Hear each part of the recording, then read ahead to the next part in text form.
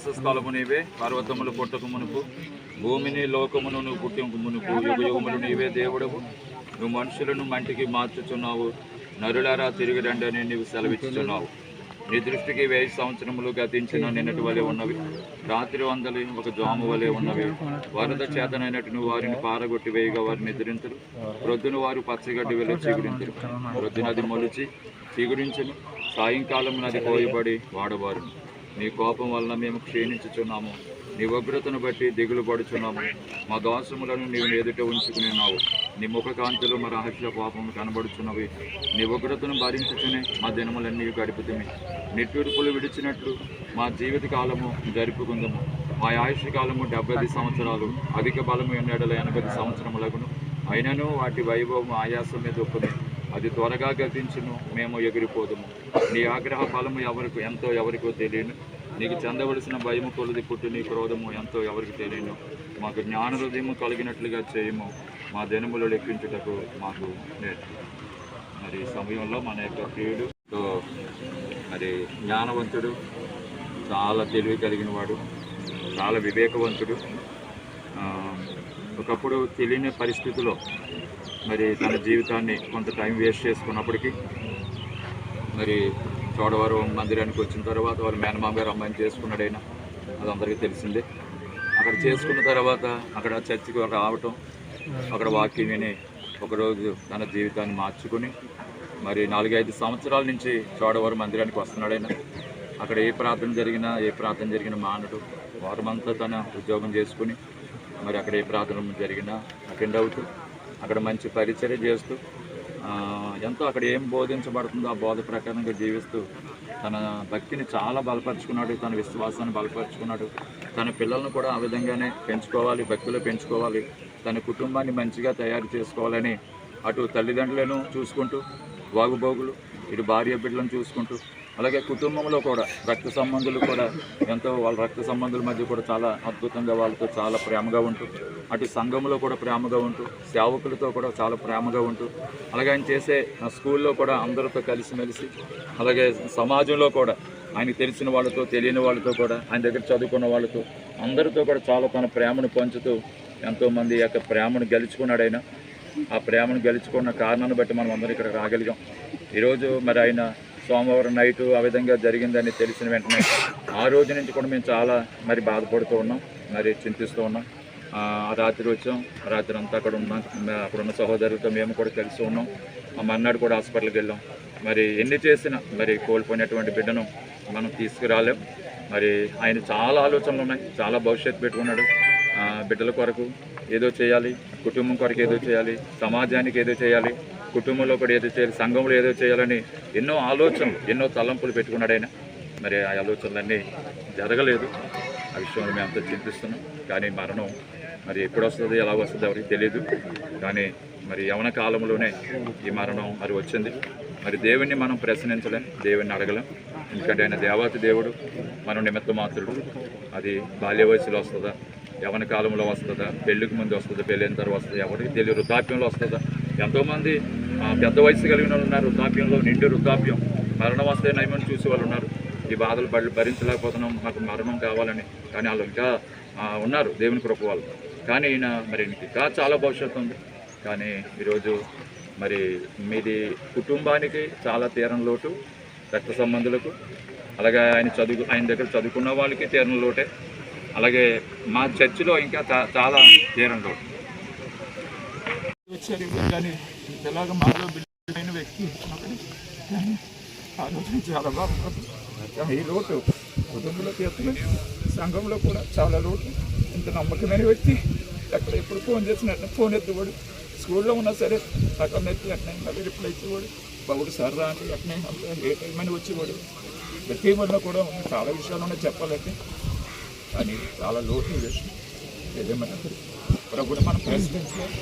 మరి ఆ విడని ఆడిన భార్యను దేవుడు ధైర్యపరచాలని కుమార్తె పిల్లలు చాలా బాగా చూసుకునేవాడు.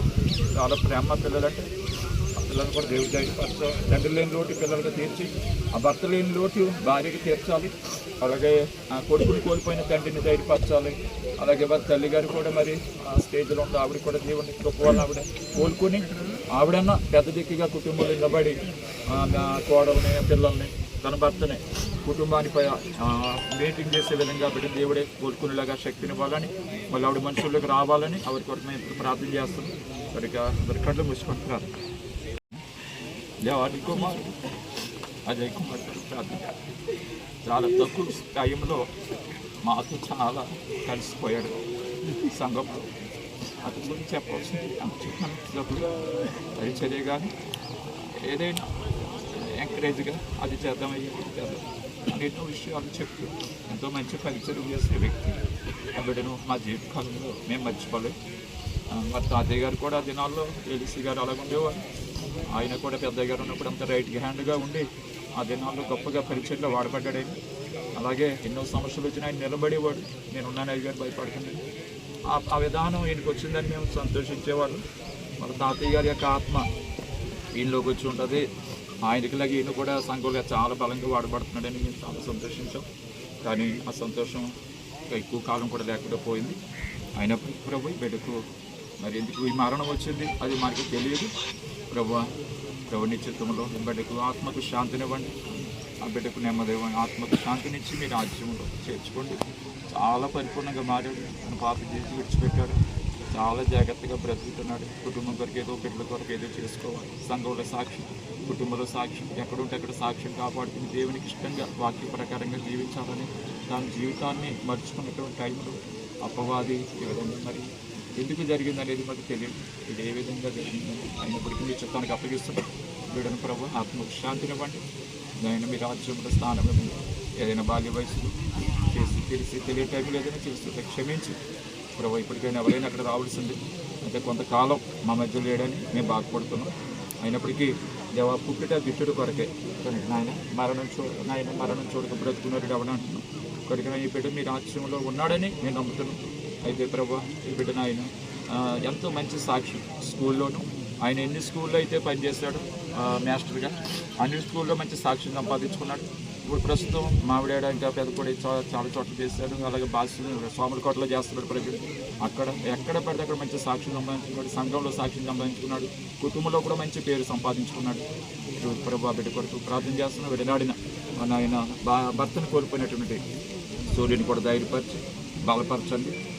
భర్త లేని లోటుని మీరే ప్రభు మీరే ఆ బిడ్డకు మీరే యజమానుడిగా ఉండి నాయకుడిగా ఉండి దేవుడిగా ఉండి ఆ బిడ్డను ఆదరించండి. చిన్న వయసులో ఆ బిడ్డకి వివాహమైంది. కానీ భర్తను కోల్పోవడం ఇది చాలా తీరని బాధ.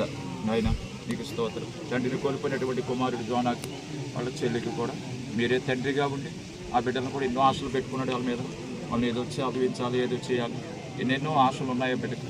కానీ ఇవే అయినా అదంతా మీరే తీసుకుని ఆ బిడ్డలిద్దరినీ కూడా మీరే భక్తిలో పెరగడానికి తర్వాత ప్రయోజకులు అవడానికి మీ సహాయం అందించి ఆ తండ్రిలో లోటు కూడా మీరు తీర్చండి.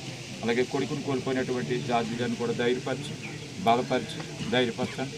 ఆ కొడుకు లేనటువంటి లోటుని మీరే తీర్చండి. ఆ తల్లి గారు కూడా ఎంతో బలహీనతలో ఉన్నారు. ఆ బిడ్డని కూడా జ్ఞాపకం చేసుకుని మీ చుట్టూ బిడ్డను దర్శించి ఆ బిడ్డకు ఎక్కడైతే ఆ బాధలు తగిలిందో దెబ్బ తగిలిందో మీరే సరిచేసి సెట్ చేసి ఆయన బుర్ర ఆ మెదడు అండ్ చిన్న నరాలు పెద్ద నరాలు ఆ శరీరంలో ఎక్కడెక్కడైతే దెబ్బలు తగిలాయి ఆ గాయాలన్నీ మీరు కట్టి మీ చేతులతో తాకి ఆ బిడ్డ కోలుకొని ప్రభు ఇంట్లో పెద్ద దిక్కుగా నిలబడడానికి తన భర్తను తన కోడలు తన పిల్లలందరినీ సెట్ చేసుకోవడానికి ఆ బిడ్డను మీరు బ్రతికించండి, లేవనెత్తండి, సజీవురాలుగా తీసుకురండి, మంచి వైపు అందించండి. మీరే సహాయం చేయమని రక్త బంధువులను కుటుంబీకులందరినీ ఆదరించి ధైర్యపరచమని. ఎంతమంది బంధువులు స్నేహితులు వచ్చారు, కుటుంబస్తులు వచ్చారు, రక్త సంబంధులు వచ్చారు, సంఘ విశ్వాసులు వచ్చారు, ఎక్కడెక్కడి నుంచి వచ్చారు. ఏ బిడ్డ దగ్గర చదువుకున్న స్టూడెంట్, ఐదుతో కలిసి చేసిన టీచర్ జాబ్ చేసిన ఎవరెవరు ఏ పరిచయస్తులైతే వచ్చారో వారందరికీ కూడా మీ కృపణాన్ని గ్రహించమని, మీ సహాయం మాకందరికీ అందించమని, సమస్త మహిమ ఘనత ప్రభావం మీకే ఆరోపిస్తూ తర్వాత జరిగే జ్ఞాపకార్థ కూడుక కూడా ఘనంగా ప్రభావ మీ నామ మహిమార్థంగా ఆ రోజు ఇంకా అనేక విషయాలు మేము చెప్పుకోవడానికి కూడా మీ సహాయం అందించమని యేసయ్య పేరట వేడుకుంటూ. అలాగే తండ్రి సోమవారం రాత్రి నుండి బిడ్డకి యాక్సిడెంట్ అయిన రోజు నుంచి బిడ్డలు ఎంతో ప్రయాసపడ్డారు. చోడవరం బిడ్డలు, కుటుంబస్తులు, బంధువులు, స్నేహితులు, అలాగే గండ్రేడులో బిడ్డలు, గండ్రేడు గ్రామానికి చెందిన వారు, అలాగే చోడవరం ఉన్నవారు, బంధువులు అనేక మంది సోమవారం నుండి కూడా ఎంతో ప్రయాసపడి కుటుంబానికి న్యాయం జరగాలని సోమవారం, మంగళవారం, బుధవారం, లక్షవారం ఈ రోజు వరకు కూడా ఎంతమంది బిడ్డలు ఈ కుటుంబాన్ని విడిచిపెట్టకుండా, ఈ బిడ్డలు విడిచిపెట్టకుండా ఎంత కష్టపడ్డారో, ప్రయాసపడ్డారో వారందరినీ కూడా దీవించి ఆశీర్వదించి నాయన, ఎంతమంది అయితే ఈరోజు వచ్చామో మేము నాయన మా జీవిత కాలంలో ఈ కుటుంబాన్ని మర్చిపోకుండా మాకు సమయం ఉన్నప్పుడల్లా వచ్చి వీళ్ళని ఆదరించడానికి, ధైర్యపరచడానికి మీరు కృప చూపించమని, మేలు చేయమని యేసయ్య పేరట వేడుకొనుచున్నాము తండ్రి.